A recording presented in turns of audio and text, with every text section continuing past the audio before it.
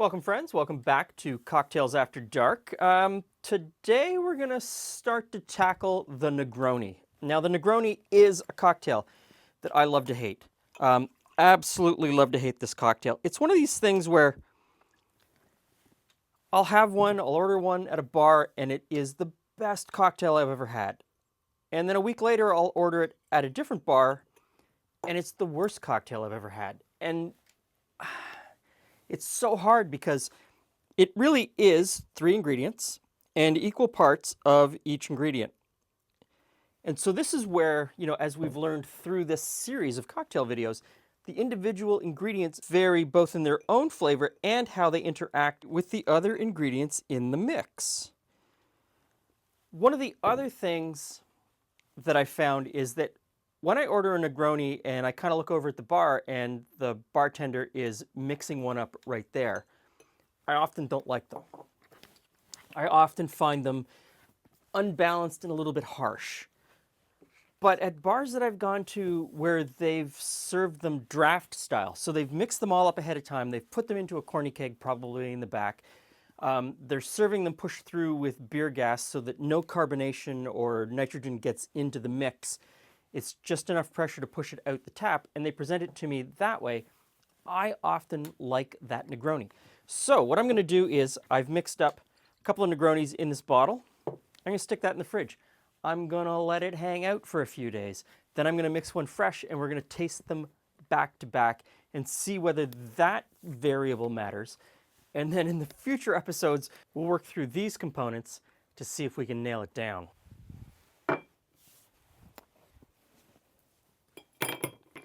Okay, our Negroni's been hanging out in the fridge for about 3 days.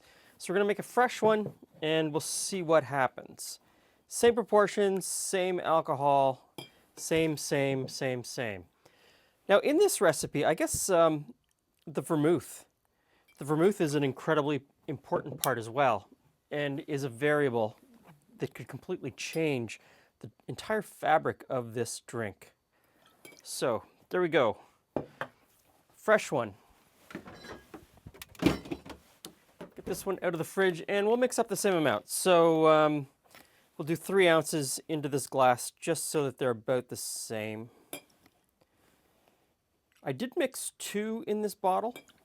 Now the idea of mixing cocktails ahead of time and putting them into a bottle for use later is nothing new. It shows up in the very earliest cocktail books. And in those books, they talk about mixing them up and taking them with you either on a long journey or to a friend's house or to a picnic. But apparently it was quite common in the late 1700s, early 1800s to mix them up ahead of time in large amounts. Okay. Finish these off with an orange garnish. Just a couple of pieces of zest. Express just a little bit over the top. Rim the glass just so you smell the orange and in. Same with the second one.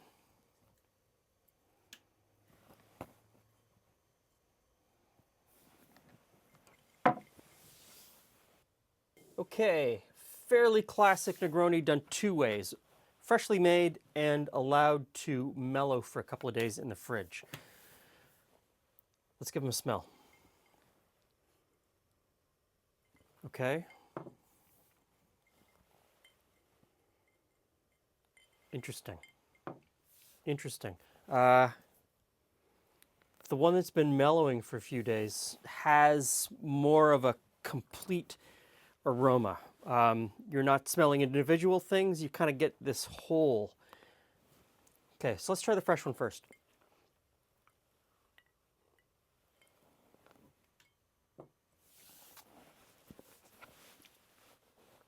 Classic Negroni. Yes. I mean, the Campari is the #1 thing. A little bit of sweetness from the vermouth, botanicals from the gin. It's a little bit spicy because this is it's a spicy gin because it's made with rye. It's not a spicy gin because there's spice in it. There's a kind of a minor distinction there. Very flavorful gin. and I really like it. I think it works well in this combination. Now, the one that's been hanging out for a little while.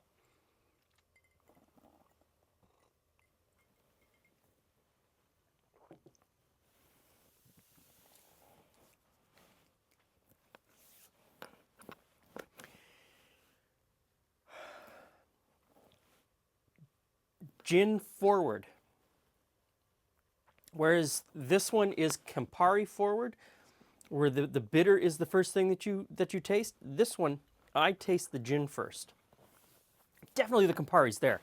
Definitely the bitterness is still there. Definitely the entire cocktail tastes like it should, but the flavor from the gin is much more pronounced.